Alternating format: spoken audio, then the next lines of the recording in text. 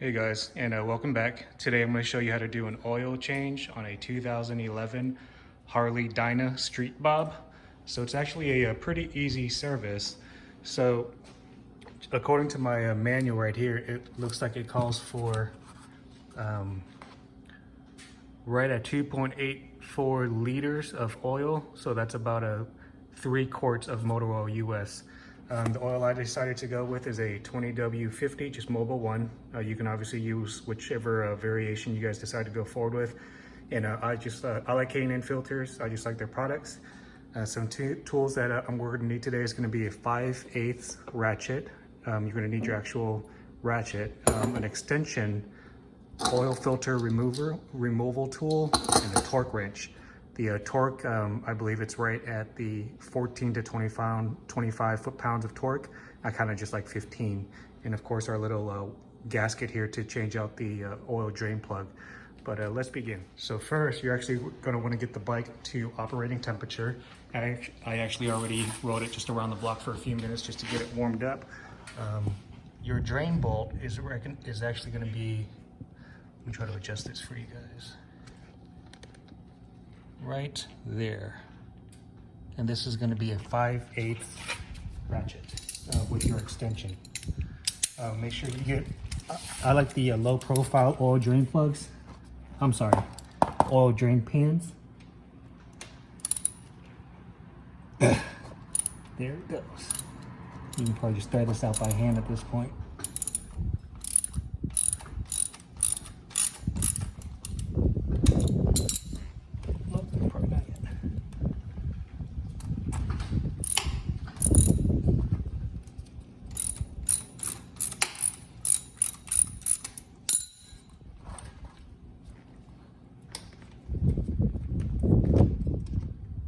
Goes.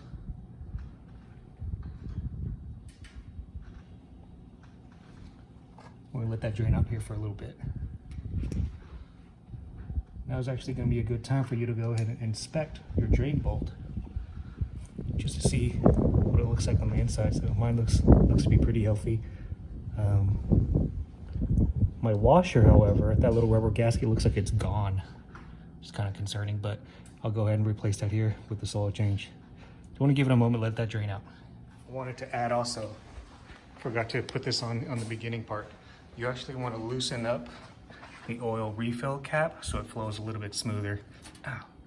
Mine's pretty hot because I just came back from riding. There you go. Should breathe a little bit better now. So while we wait for it to drain out, we can go ahead and change our little rubber gasket on here on the actual drain bolt. So actually my drain bolt actually was on. It was just covered by all this white gunk on it. I'm assuming that was some type of sealant that the person before me put on when they changed these gaskets out.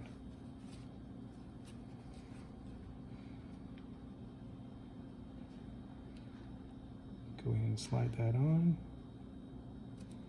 Oops. You probably want to oil this gasket up too.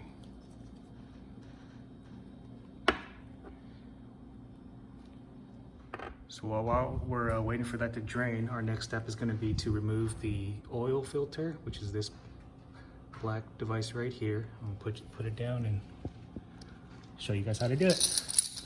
We're actually going to use our ratchet with the extension and the oil filter removal tool. This is actually what I use for my cars, but it should work here. Oops.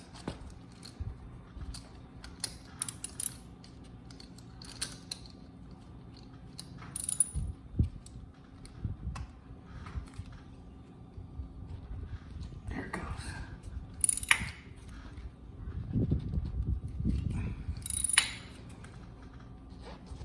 All right.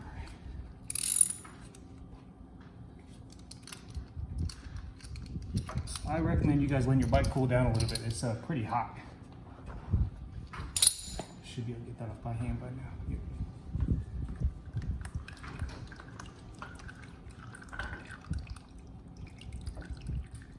Okay.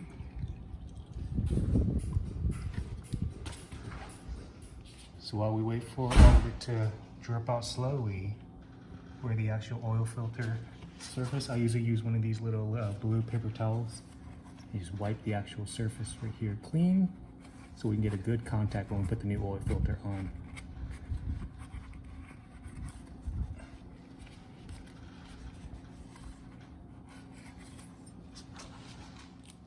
All right, so while that's finishing up, it's dripping. I'm actually just gonna go ahead and button this part up.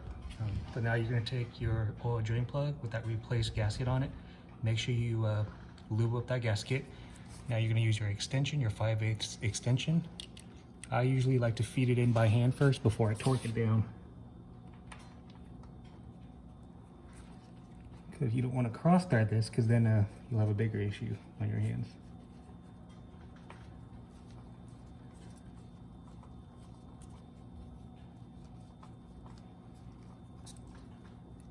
Okay, it's pretty much hand tight right now.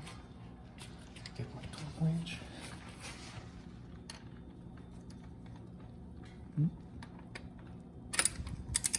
Again, I have my torque wrench set at 15 foot-pounds.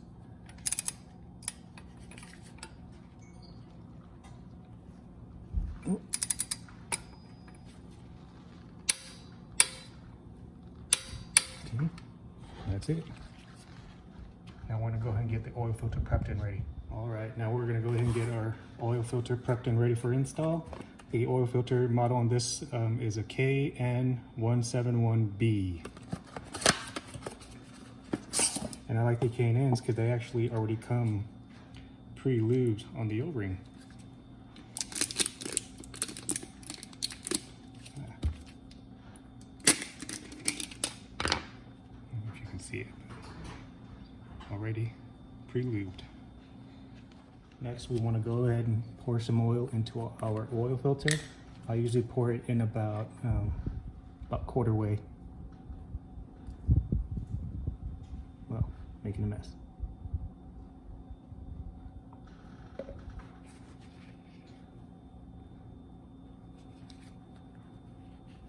Well, hopefully when you're doing this at home, it's much cleaner than what I just did.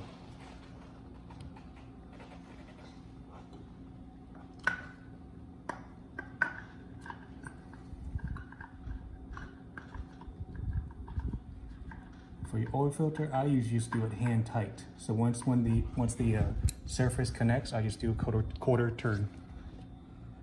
Sorry. Once you start screwing it on and it gets tight, just do a quarter turn.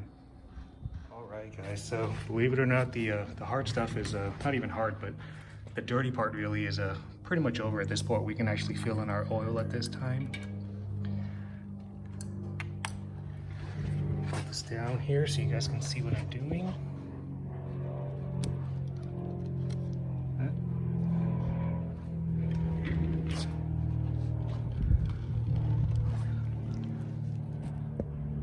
Sorry about that. And now, again, the manual calls for 3 quarts for US. And I chose to go with Mobile One 20W50. There's plenty of oil variations out there. As long as it meets the owner's manual guidelines, you should be good to go. And to check the oil level, you actually have to put the bike back down on its kickstand and check it that way. I don't know why, but apparently that's the best way to do it. So I'm gonna fast forward through this part. It's just we're putting in three quarts. All right, so I just poured in my 3 quarts of motor oil. Again, to check it, you'd want to take it off of this stand, put it on its kickstand, and you would use this to dip it in. It'll actually tell you your oil levels right here. It should fall between these lines right there. So I'm gonna go ahead and put this in.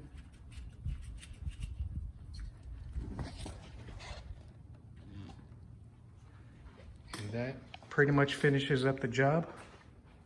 Let me know what you guys think. Please subscribe to the channel. Make sure just to start up the motorcycle and let it run and check for any leaks. Thanks so much for watching, and I'll see you guys on the next one.